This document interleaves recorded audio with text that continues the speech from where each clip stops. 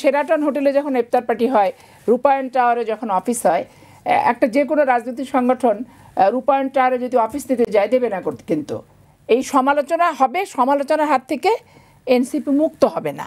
এটা বাস্তব, এটাকে স্বাভাবিকভাবে মেনে নিতে হবে।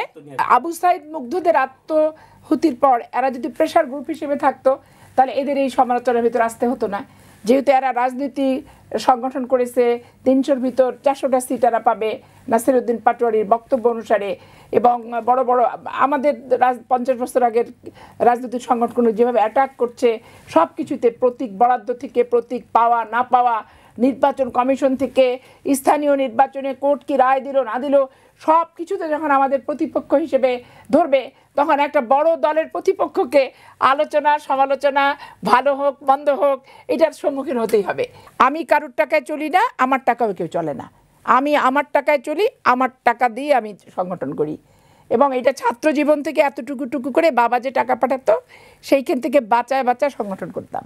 যখন যোগান দিতে পারতাম না, কানের একটা রিং ছিল, হাতে একটা আংটি ছিল, সেটা বিক্রি করে আমি পাপিয়া দল করছি।